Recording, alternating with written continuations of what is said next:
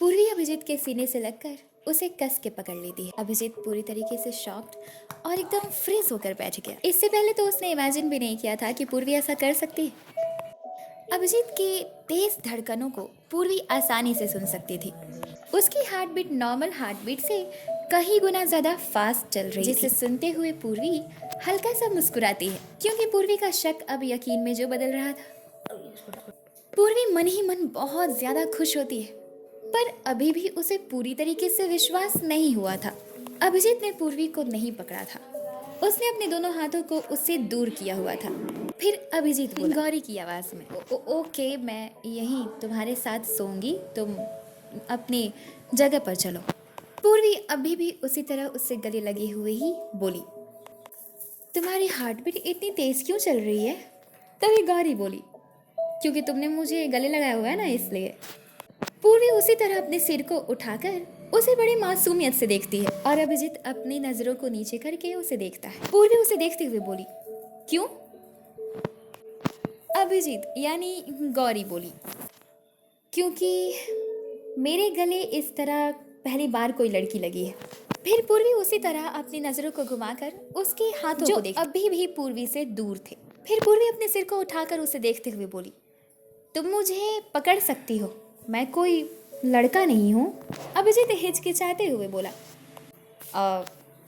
ठीक है फिर, और अपनी बाएं हाथ से धीरे से उसके कंधे को और अपने दूसरे हाथ से पीछे से उसके सिर को प्यार से पकड़। अभिजीत के पकड़ने के तरीके से पूर्वी पूरी तरीके से परिचित थी। वो जब कभी भी उसके गले लगती थी तो अभिजीत वैसे ही उसे प्यार से पकड़ता था, और जब गौरी ने उसे ऐसे पकड़ा तो वो खुद में ही मुस्कुराती है। अब तो उसका डाउट यकीन में भी बदल रहा था कि वो गौरी के वेश में अभिजीत है। पूर्वी को अंदर ही अंदर बहुत गुदगुदी हो रही थी और वो खुशी से बस हंस रही थी। वो उसके गले लगे हुए ही अपने सिर को उठाकर उसे देखते हुए हंसती है। इतने पर कार्तिक की आवाज उन दोनों को सुनाई देती है, जो कि उसने रूम के अंदर एंटर करते हुए कहा था। उसकी आवाज सुनते ही पूर्वी झट से अभिजीत से दूर हट जाती है और अभिजीत भी बेड से उठकर नीचे खड़ा हो जाता है, क्योंकि वो दोनों ही कॉन्शियस थे कि गौरी के रूप में अभिजीत है, और दोनों ही गेट की तरफ देखने लगते हैं। कार्तिक गेट के पास खड़े होकर उन दोनों को एक एक करके देखता है और फिर गौरी को देखते हुए बोला, क्या चल रहा है? गौरी उसे जवाब देने के लिए अभी मुंह खोली ही थी, इतने पर कार्तिक पूर्वी को देखते हुए बोला, पूर्वी बिना लेट किए गार्डन में आओ। और फिर गौरी को देखते हुए बोला, गौरी इसे गार्डन में लेके आओ। इससे पहले कि पूर्वी उससे कोई सवाल करती, कार्तिक वहां से बाहर चला गया। फिर पूर्वी खुद में ही बोली, लेकिन उसने मुझे गार्डन में क्यों बुलाया है? और गौरी को देखती है। गौरी बोली, चलो चलते हैं। फिर पूर्वी उसे देखते हुए बोली, तुम्हें लगता है कि हमें जाना चाहिए? फिर गौरी बोली, हाँ, एक बार सुन लेना चाहिए कि वो कह क्या रहा है। इतने पर पूर्वी बोली, वो जब भी स्पेशल तरीके से मुझसे बात करने की कोशिश करता है ना, तो कुछ ना कुछ बकवास ही करता है। फिर पूर्वी बोली, लेकिन उसने तुम्हें भी साथ में बुलाया है तो जा सकती हूँ मैं। पूर्वी ये कहकर बेड से नीचे उतर जाती है और गौरी का हाथ पकड़ के उसके साथ गार्डन की ओर चली गई। रात बहुत हो चुकी थी। वो दोनों एक दूसरे का हाथ पकड़े हुए जैसे ही मेंशन के गेट से बाहर निकलते हैं, उन दोनों की नजर बाहर के नज़ारे की खूबसूरती को देखकर उस पे ही टिक जाती है, क्योंकि चारों तरफ बहुत ही खूबसूरती के साथ सजावट की गई होती है। सजावट के रूप में बहुत सारी लाइट्स लगाई गई होती हैं। जगह जगह पे बहुत ही खूबसूरती से सजाकर कैंडल्स रखे गए होते हैं। वो दोनों उन सजावट को देखते हुए गार्डन में जाते हैं। गार्डन में उन लोगों ने जैसे ही एंटर किया तो उस गार्डन की सजावट देखकर पूर्वी बोली, वाह, अमेजिंग। फिर वो गौरी का हाथ छोड़कर भागते हुए आगे जाती है और वहां मौजूद सभी चीजों को छू छू कर देखने लगती है। उस गार्डन को बहुत स्पेशल तरीके से सजाया गया था, candles, lights, balloons, rose petals से। वहां नीचे जमीन पर रेड रोजेस के पेटल से एक बहुत ही बड़ा सा हार्ट बनाया गया रहता है, जिसके ऊपर बहुत ही खूबसूरती से सजाकर कैंडल्स रखे गए होते हैं चारों तरफ। पूर्वी उस हार्ट को देखकर बहुत ज्यादा खुश होती है और गौरी की तरफ मुड़कर उसे उस हार्ट की तरफ इशारा करते हुए बोली, गौरी ये देखो, कितना बड़ा और कितना खूबसूरत है ये। अभिजीत वहाँ की सजावट को देखकर समझ चुका था कि कार्तिक ने उसे गार्डन में क्यों बुलाया है। इसी वजह से वो चुपचाप पूर्वी को देख रहा था। वो बहुत ही उदास था। साथ में अभिजीत को डर भी लग रहा था कि कहीं कुछ गड़बड़ ना हो जाए।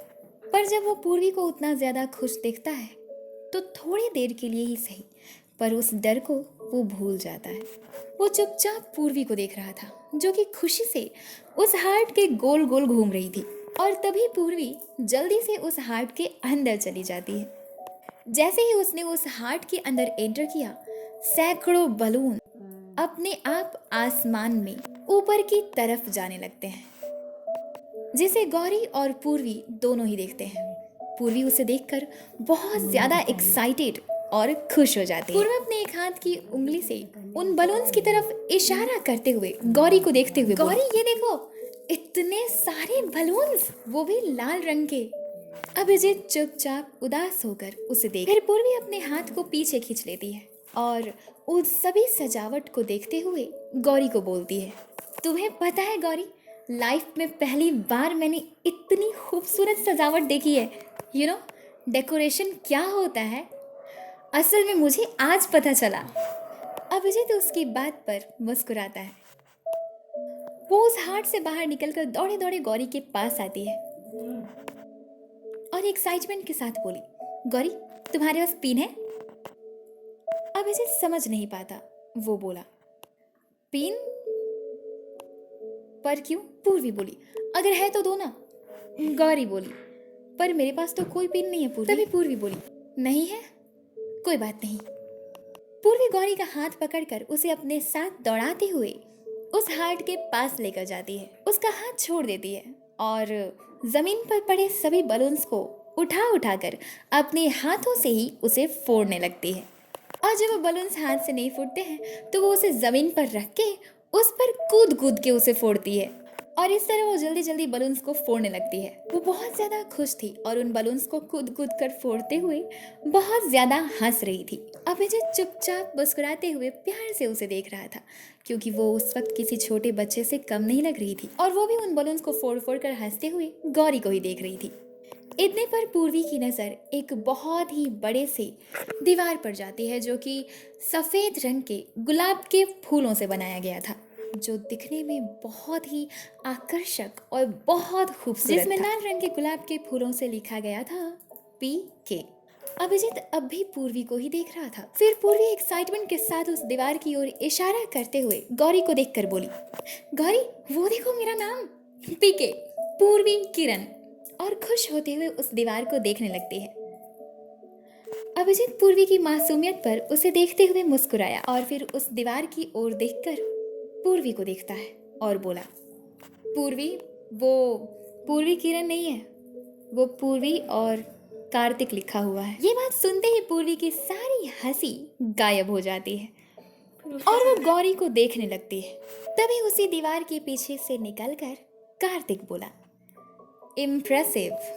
कार्तिक ने ऐसा जैसे ही कहा वो दोनों ही उसे देखते हैं। उसे देखते ही पूर्वी की बची खुची खुशी और भी ज्यादा उदासी में बदल जाती है। कार्तिक उन दोनों के पास आकर रुकता है और गौरी को देखते हुए बोला, काफी समझदार हो तुम। नाम क्या है तुम्हारा? अभिजीत बोला, गौरी। कार्तिक, हाँ गौरी। अभिजीत मन ही मन बहुत उदास था। वो फिर पूर्वी को देखता है। पूर्वी जो कि चुपचाप उदास मन से कार्तिक को देख रही थी। कार्तिक जैसे ही पूर्वी को देखता है, पूर्वी उस पर से अपनी नजर हटाकर नीचे देखने लगती है और गुस्से से बोली, क्या है ये सब? कार्तिक उसे देखते हुए बोला, तुम्हारे लिए ये सब। आज मैंने डिनर नहीं किया था, सोचा तुम्हारे साथ कर लूं। इतने पर पूर्वी उसे देखते हुए बोली, पर मैंने डिनर कर लिया है, तो तुम बैठो, खाओ और जाकर सो जाओ। मैं चली सोने, मुझे नींद आ रही है, चलो गौरी। इतना ही कहकर पूर्वी गौरी का हाथ पकड़ के जाने के लिए दूसरी तरफ जैसे ही मुड़ती है, कार्तिक बोल पड़ता है, पूर्वी मैं भी इंसान हूँ, हर्ट मुझे भी होता है। उसने जब ऐसा कहा तो पूर्वी रुक जाती है और गौरी का हाथ छोड़ के उसकी तरफ मुड़ती है। अभिजीत भी कार्तिक को ही देख रहा था। कार्तिक फिर बोला, मैं चाहता तो तुम्हें जबरदस्ती मना सकता था। देखो, अगर तुम मुझे एक्सेप्ट कर लोगी तो मैं अभिजीत के साथ साथ उसके सारे फ्रेंड्स को यहाँ बुलवा लूंगा वापस। तभी पूर्वी बोली, कार्तिक मैं तुम्हें हर्ट नहीं करती, तुम खुद ही खुद को हर्ट कर रहे हो बार बार। मुझे पता है अभिजीत तो यहाँ आएगा ही, और बात रही तुम्हें एक्सेप्ट करने की, तो ऐसा नहीं हो सकता क्योंकि मुझे तुम पसंद नहीं हो, और तुम्हें ज़बरदस्ती एक्सेप्ट करके मैं तुम्हें धोखे में नहीं रख सकती। मैं चाहती हूँ कि तुम्हें कोई हर्ट ना हो, इसलिए कह रही हूँ, वरना अपने दोस्तों को बचाने के लिए और उनके पास जाने के लिए, इस मेंशन से निकलने के लिए मैं तुम्हें एक्सेप्ट कर लेती। सो आई एम सॉरी। कार्तिक बहुत ही ज़्यादा उदास हो गया। उसने उससे आगे कुछ भी नहीं कहा और उसकी उदासी अभिजीत को भी अच्छी नहीं लग रही होती। पूर्वी उसे इतना ज़्यादा उदास देखकर बोली, कार्तिक अगर तुम चाहो तो मैं आज तुम्हारे साथ डिनर कर सकती हूँ, लेकिन मैं तुम्हें एक्सेप्ट नहीं करूँगी। बोलो, करोगे मेरे साथ डिनर? कार्तिक इस वक्त को एक ऐसा मौका समझता है जिस वक्त वो पूर्वी के प्रति अपने प्यार को दिखा सकता था। वो बोला, मैं इस मौके को नहीं गवाऊंगा। पूर्वी फिर गौरी को देखती है जो उदासी से चुपचाप उसे देख रही थी। पूर्वी ने जब गौरी को देखा तो गौरी उसे देखते हुए फेक सी स्माइल करती है, पर पलटकर पूर्वी स्माइल नहीं करती। वो उस वक्त समझ पा रही थी कि अगर गौरी अभिजीत है तो वो कैसा फील कर रहा होगा। फिर कार्तिक ने अपनी एक हाथ को बढ़ाकर पूर्वी का हाथ मांगा। पूर्वी अभिजीत को देखने के बाद कार्तिक के हाथ को देखती है और फिर कार्तिक को, और अपना बायां हाथ उसके हाथ में दे देती है।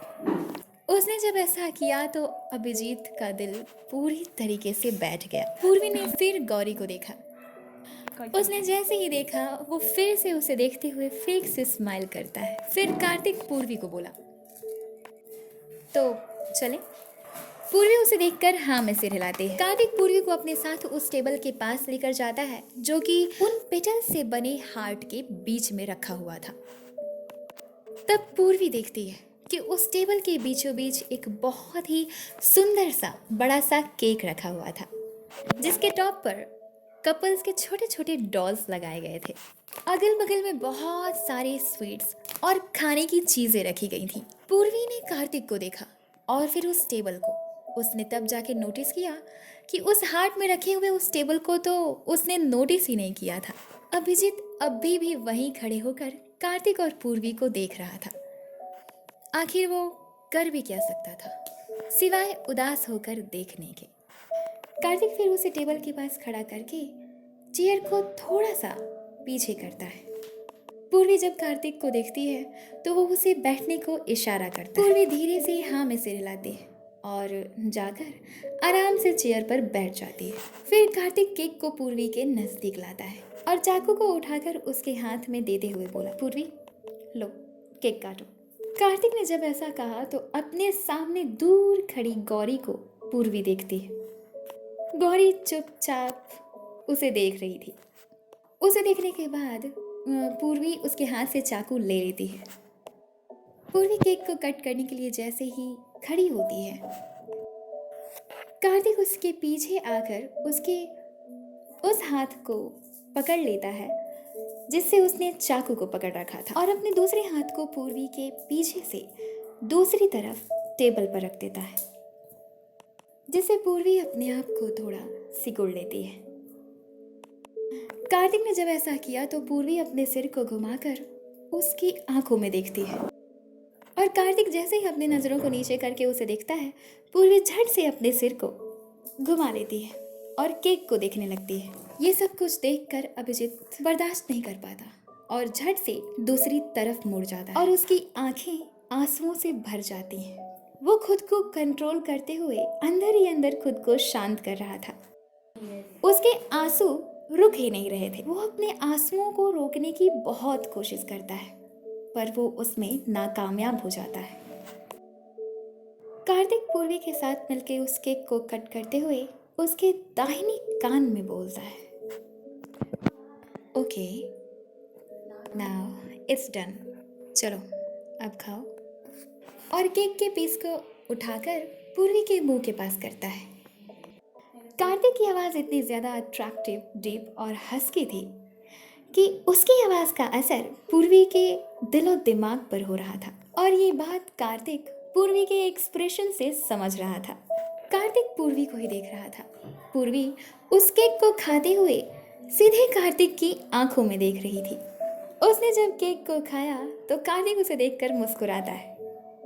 कार्तिक को समझ आ रहा था कि उसका असर पूर्वी पर हो रहा है। पूर्वी अब भी कार्तिक को ही देख रही थी और उसकी आंखों में देखते हुए ही मन में सोच रही थी, क्या ये वही इंसान है जो कल था? इतने पर अभिजीत, जो कि बहुत ही मुश्किल से खुद को कंट्रोल कर पाया होता है, वो पूर्वी और कार्तिक की ओर मुड़ता है।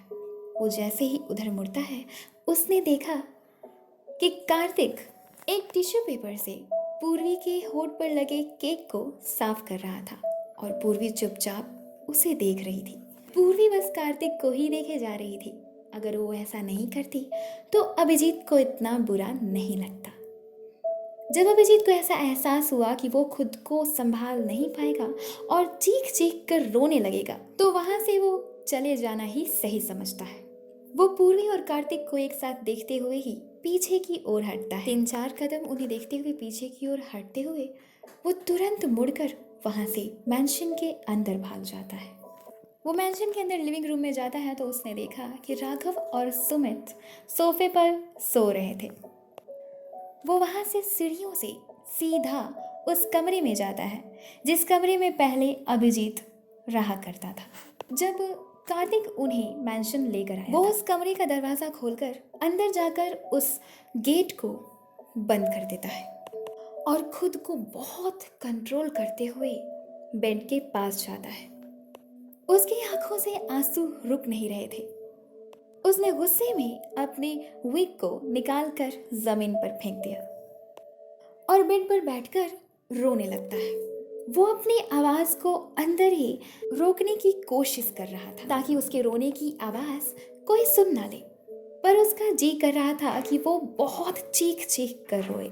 वो गुस्से में पास में पड़े पिल्लो को बहुत जोर से अपनी मुट्ठी से स्क्वीज करता है। लाख कोशिशों के बावजूद भी जब वो खुद को कंट्रोल नहीं कर पाता है तो वो तकिए को उठाकर जमीन पर फेंक देता है और उठकर गुस्से में वहां से वॉशरूम के अंदर चला जाता है। वॉशरूम के अंदर जाकर बेसिन के पास जाता है। वहां लगाए गए मिरर में खुद को जैसे ही वो देखता है वो बहुत रोने लगता है। वो अपने दाहिने हाथ को अपने दिल पर रखता है और अपनी आवाज को अंदर ही दबाकर बहुत रो रहा होता है। फिर रोते हुए खुद को शीशे में देखता है।